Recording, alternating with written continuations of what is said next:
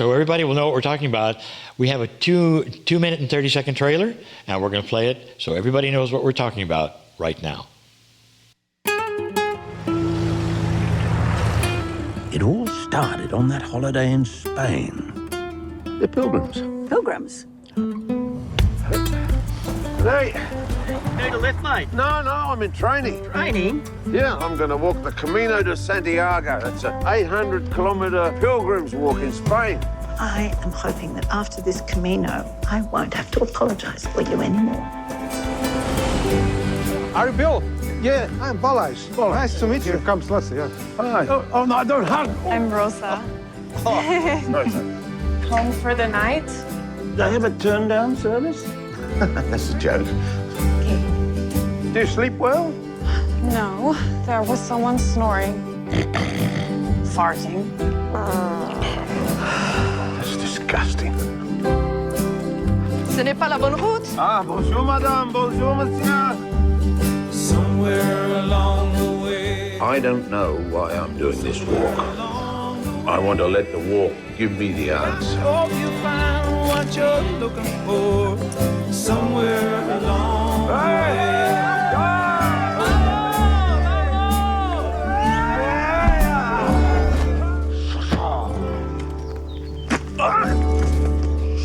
That is bone on bone. You will not be able to continue your Camino. We'll see about that. That's the hardest thing I've ever done in my life. Water. I need water.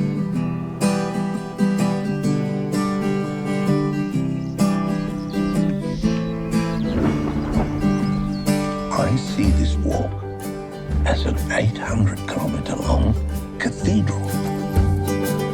This is the Camino. Miracles happen all the time.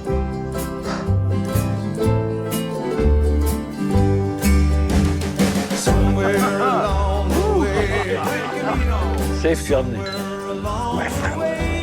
My friend. Camino. Hope you find what you're looking for. Hey, sweetheart. I'm a pilgrim.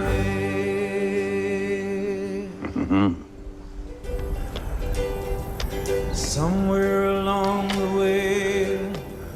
Somewhere along the way. I hope you find what you're looking for. So I have a confession to make. I think I watched that trailer about 20 times, Bill. It was so intriguing to me, everything that you are achieving and conveying with this film about your journey. You didn't even know why you were doing it. You just knew you had to do it. So my next question is, how are audiences outside of Australia and New Zealand able to watch the film? Really good question, Monica. We're working on a release in North America for September, October this year, and hopefully in Europe roughly the same time as well. There's a person in the film called Johnny Walker. He is kind of like the doyen of the Camino. He's walked 57 Caminos. Those who are familiar with the film, he comes in as a character later in the piece, and he says something which is personally quite revelatory. But he is at the moment motivating all the Camino chapters pretty much around the world to get ready for them, to get the film ready for them for release later this year. Wonderful, wonderful. Now, in the film, which Lee and I have been very privileged to get early access to, there is a beautiful scene where Bill meets a lady by the name of Rosa, and she's asking Bill, "What do you do?" And Bill responds, "I'm a filmmaker." In the movie, she asks Bill, "What kind of films do you make?" And Bill's response is that he's working on a film about intuition. So that's as far as it goes in the movie, The Way, My Way. But I happen to know the backstory to that film that you made all about intuition. So I would love for you to share with us the intuition film. Several years ago, my intuition saved my life. As I was driving, I heard a voice which told me to slow down.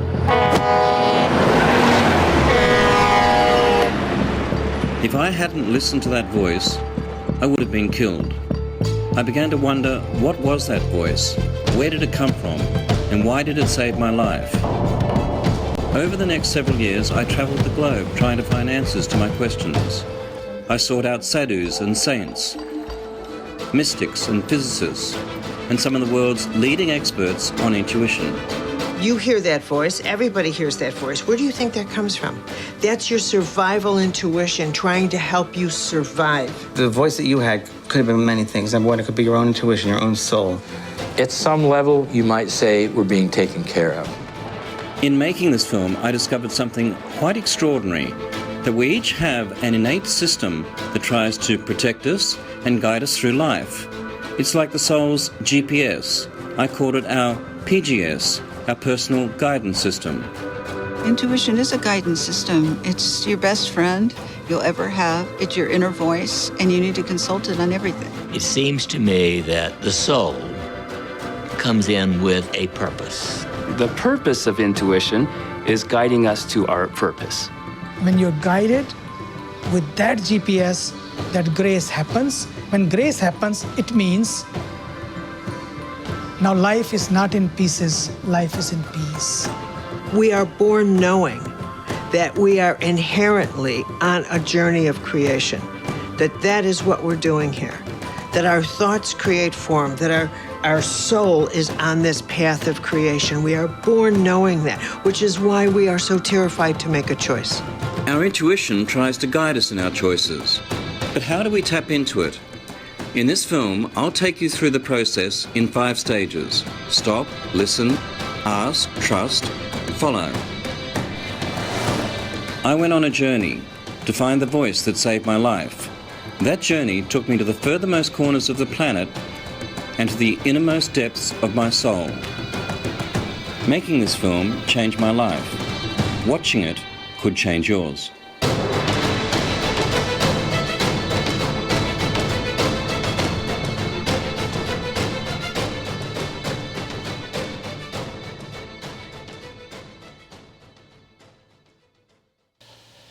So we're calling this film an intuition that Bill has made the PGS film, just in case we use those initials.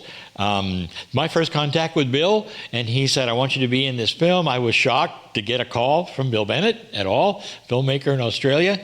So even before we talk about the film of the trailer that we just saw, would you enlighten us a little bit about why you called me, why you called anybody? What happened that changed you to start this kind of a film?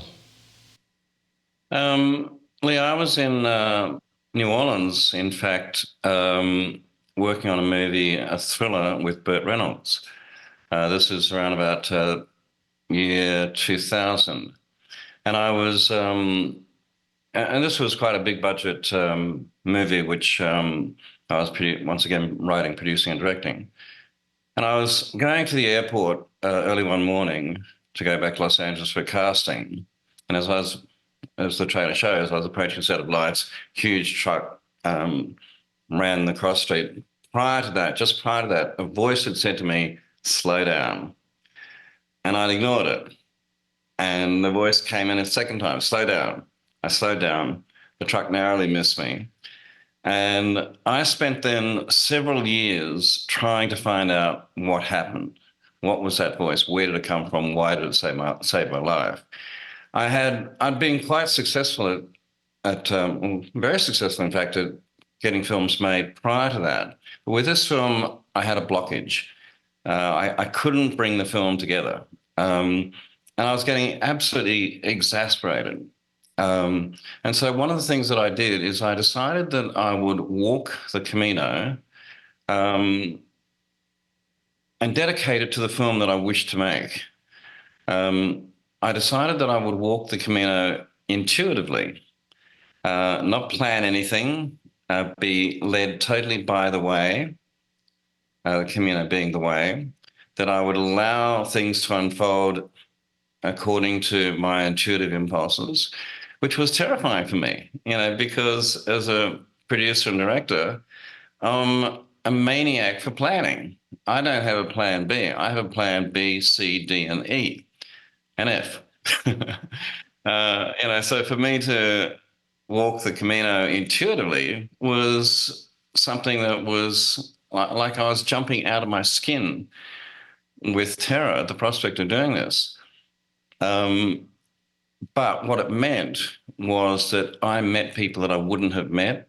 I went places that I wouldn't have gone, and I had a profound experience, a spiritual experience, really, that I would not have had I not dedicated that walk to this film that I wish to make.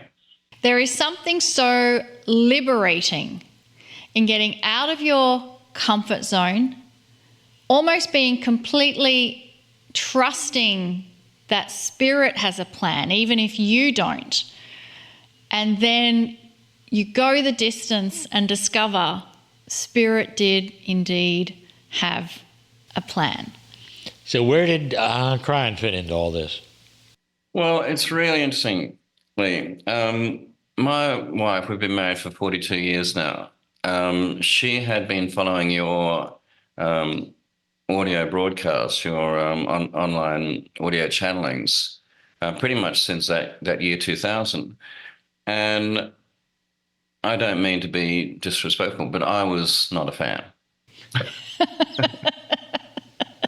I would come in to the kitchen of an evening, and she would be playing these audio things, and here you are in full Kryon mode, right, with the voice and with the slight sort of echo. I mean, I'm into audio as well. I know the gimmicks, the sort of amplitude and slight stadium kind of feel to the thing, and I go, turn that crap off.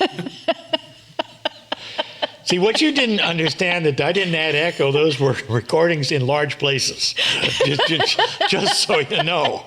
Now you know that. So what happened next? Anyway, she did not want me to make this film on intuition. She said, you know nothing about it. You are not qualified to do this. You're going to make an absolute mess of it. You're going to waste a lot of our money and a lot of our time. Don't do it. Well, just like I had a compulsion to walk the Camino, I had a compulsion to make this film. And I really did want to find out what on earth that voice was. Cut to, pretty much, I think probably about 8 or 9 years later, I walk into the kitchen, I say, Jennifer, we're going to Ayers Rock, we're going to meet Lee Carroll. And she went, what? And I said, yeah, I'm doing this intuition film, and he knows a lot about intuition, and we're going to go. And she said, well, I don't want to go. I don't want to spend the money because I know everything there is to know about Lee Carroll. And I said, Jennifer, we've got to go.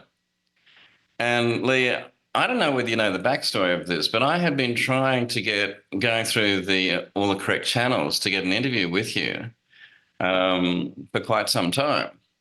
And I've been knocked back. And so our trip to Ayers Rock to meet you was totally speculative. I didn't have an interview lined up with you. And I went to the first session and you had a break and you were sitting by yourself to the side, I think probably preparing for the next session. And I walked up and I said, hi, I'm Bill Bennett. I'm a filmmaker. I'm doing a film on intuition. Would you like to be interviewed? And you said, you took one look at me. And I think what happened, Lee, correct me if I'm wrong, but you either Kryon said yes, or you got a reading on me that said yes, but you said yes. And then we did the interview, I think, in your lunch break. And then towards the end, right at the end of the interview, and the interview was extraordinary, I got to say. And your presence in the film is, you are able to say things in such a clear, concise, and communicative way that your input into the film is just wonderful. But at the end of the interview, we get up and we hug. And at that moment, Jennifer comes into the room and sees me hugging Kryon. You're in trouble now, Bill. Turn that crap off. Oh. Jim was falls over in shock. I want to let's go to the next one, and we can talk after that. The intuition film, it was done, completed. I know you're not done. You're not done now. I know. I just happen to know how many films you want to make, and you can talk about that in a moment. About these things of life. The next one is Facing Fear, and there was a reason for it. So, before you talk about the reason for it, I have a trailer. Again, it's a shorty for everybody to see now. Recently, I got some bad news. It catapulted me into fear. But I soon realized my fear would only make things worse. To deal with what I was facing, I first had to face my fear. So I set off around the world to find out all I could about fear. Fear is an important functional element of the biological imperative. It is what motivates us. Is it possible that what you think as energy can actually create the physics of reality?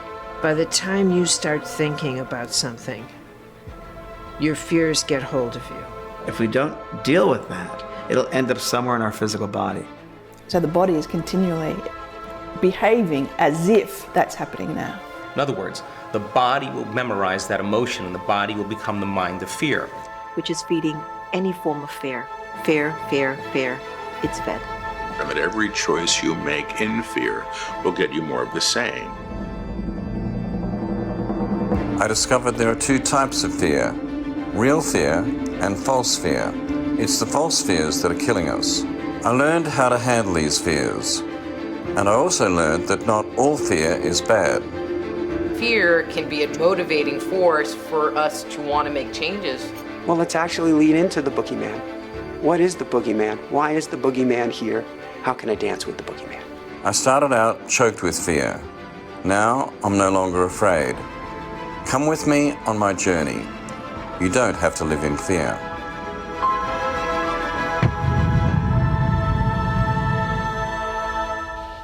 Okay, Facing Fear is very personal for you. This wasn't just a subject you wanted to cover. There was a reason. You want to tell us why? Well, in making PGS, I realized that one of the greatest obstacles for somebody accessing intuition is fear. And so I decided that I would explore fear in the same way that I had explored intuition. Having made that decision, several months later, I was diagnosed with Parkinson's disease. And it's as though Spirit was saying to me, Bill, if you really want to make a film on fear, let's show you true fear. And it was fear. It was true fear. But a very interesting thing, Lee, just prior to that, after doing the PGS film, and the PGS film did change me profoundly, there is a linear progression in my spiritual development, if you want to call it that. The first is deciding to walk the Camino, which opened me up to possibilities, which led to the making of PGS. And by the way, I had spent, prior to walking the Camino, I'd spent 7-8 years trying to get that film made. Within 12 months of walking the Camino, we were in production on PGS. PGS then led to fear.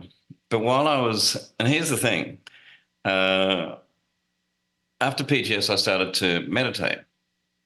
And in a deep meditation, I asked my angels, my archangels, my spirit guides, my masters, to bring forth that which would accelerate my spiritual growth.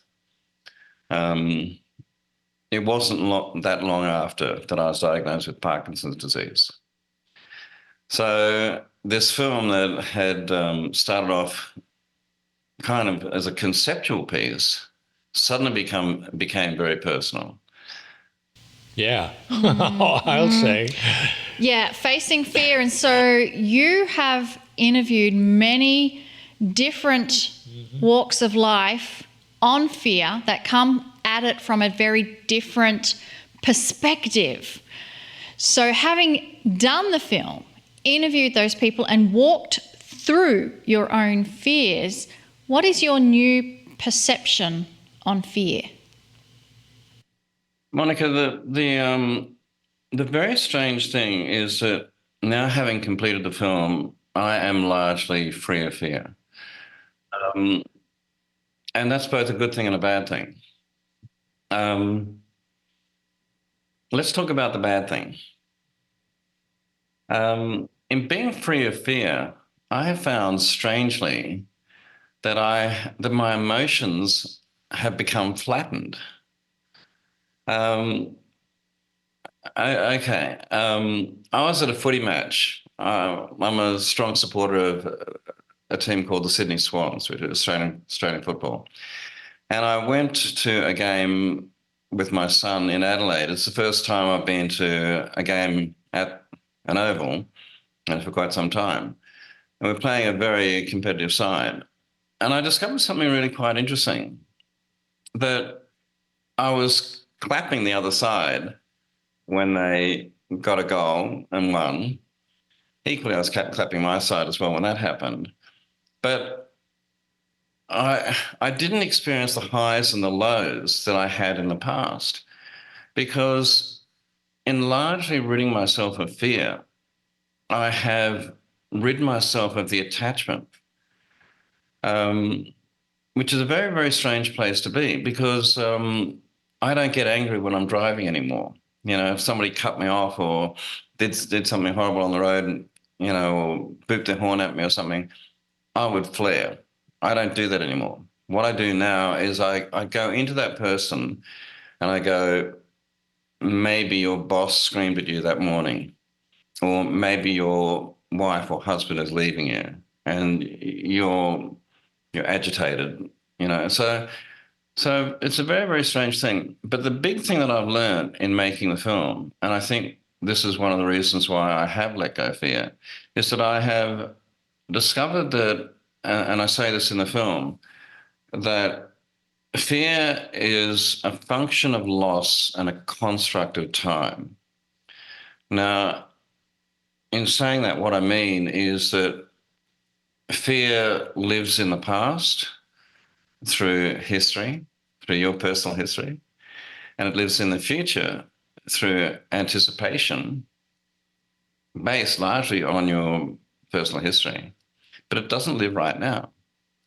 So if you can get to a place where you disassociate yourself from time, in other words, you don't worry about what's happened in the past, you don't worry about what's going to happen in the future, you can largely live without fear. Now, but here's the big thing that I learned, and that is that I have yet to find a fear that's not based in some form on loss. So if you can rid yourself of the fear of loss, of whatever loss that might be, it might be loss of respect, it might be loss of your money, it might be loss of relationship, it might be loss of life, which of course is one of the big ones. If you can find a place where you are no longer tied to that attachment, whatever it is. See, I no longer fear death. I no longer fear loss of reputation or status. I no longer fear loss of abundance, these things. When you get to that point, you get to this point of extraordinary freedom, which is where I'm at right now. And that's probably what has allowed me to make the way my way in the manner that I have, because I've got to this point of understanding, I think, that in the end, none of it really matters. I want to do something, Bill, and I want to talk to our audience. I want to talk to you. Before we talk about the next film that I know you are making, because I'm in it too, and what I want to tell you is this, is that without prompting, without knowing anything more than a busy guy knows, Bill has just given 3 of the attributes of mastery that Kryon says we are learning, that is available to us. It's profoundly defined in what he just told you on his own. The first attribute of mastery, the one he just defined so well, is that mastery does not react. Mastery observes. And that explains everything that happened to him in what he calls the footy match, which is a football game. It also explains not getting angry at the person who cuts you off. So many of us are experiencing this very attribute. So congratulations, my friend, on being so current on the teachings and what's going on the planet right now. Now, I'm going to ask you, what's the next film, and give me the lineage of what you want to do in films as well. I'm calling this series that I'm working on, I'm calling them my journey films, because each is a personal exploration of, I think, I call them behavioral columns of life. So there's intuition, there's fear. I'm currently working on the 3rd one on hope, which Lee had given a fantastic interview on. The film Beyond Hope is on purpose and life's purpose. Why are we here? What are we doing here? The next one, which I think is going to be the hardest one, is on love. What is love? It's more than romantic love. I think that's going to be very, very difficult. And the last one is on death. And I call them my journey films because they're the soul's journey. It's a cyclic thing, and they're all intertwined, interweaved. There are going to be people interviewees that I hope will be in all of the films, yourself included.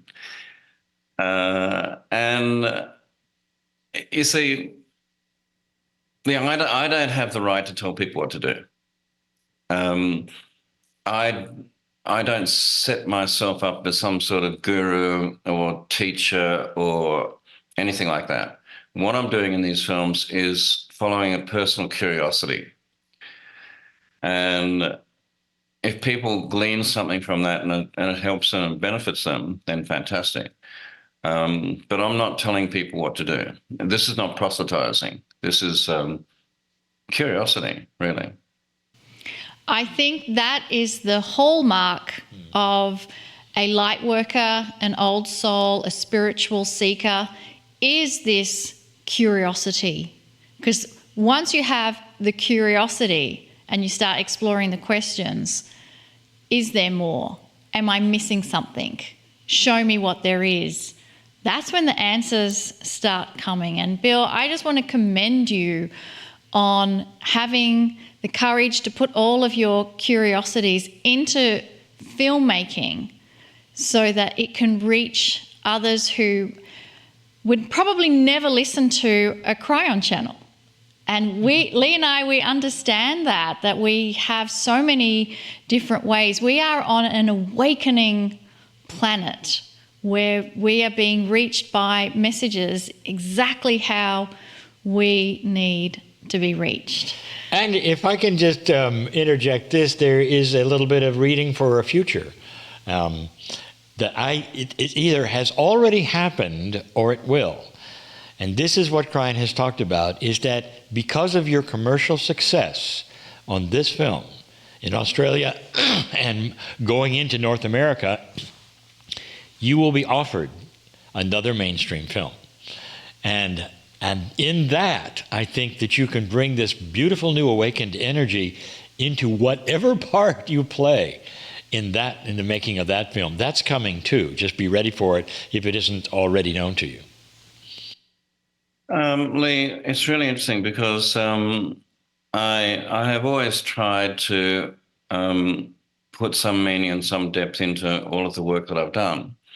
But prior to doing PGS, I had been doing thrillers, romantic comedies, these sort of films. But now I only want to spend my time doing something that has some kind of deep spiritual value, I guess. I think it's coming in ways you don't expect that are not part of your soul journey. This is the prediction. We'll see. We'll see. When we have you on again, we'll see what's developed. I would love to have you on after a North American release. We'll see what happens. I've done it, and I got to say, I'm absolutely honored to be on this show today. Oh, I really am.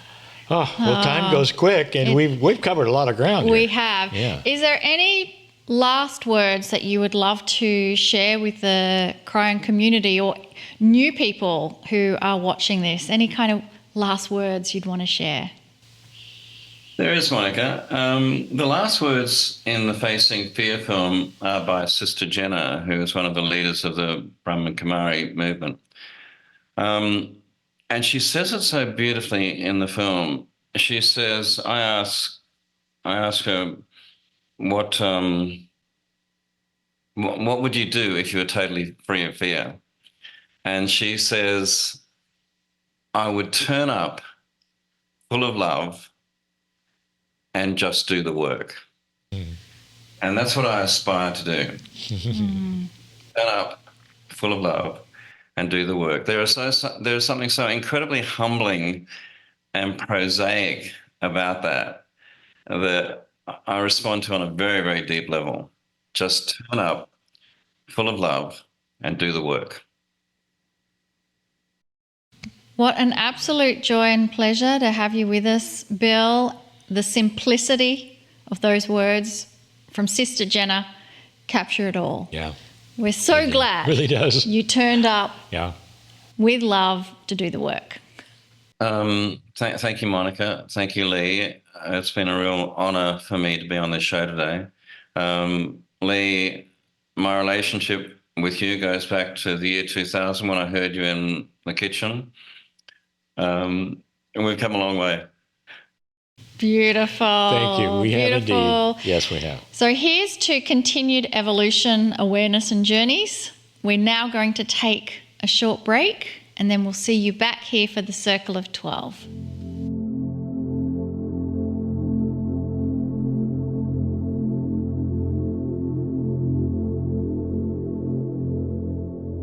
Welcome, everybody, from the break. Thank you, Bill Bennett, so much for being on our program. I love being with you, my friend. I love what you have to say. It's just a remarkable story that you have. And I think it's really right place at right time now because we have an awakening population that I think is going to start demanding the kinds of films that Bill and others like Bill are putting together. Yep. Yeah. So I have a question for our viewers. Feel free to put it into the chat. I would love to know if you're enjoying the new guests on our show and the different kinds of experiences we've been incorporating. So I truly hope so because all these changes have been instigated by Kryon. And we know that between Kryon and our guests, you're going to be blessed every single week. Some of you have noticed that Monica and I are beginning to present more live and in-person programs around the United States and Canada. Now, these are programs that are not live streamed. They have no video replays. They're just in-person shows like the old days with the great energy of Kryon brought to a certain city. Basically, our live seminars and conferences are happening more often, and we love to see you in person again. Perhaps you'd like to attend one. If you're interested in seeing where we're going to be, hopefully near you,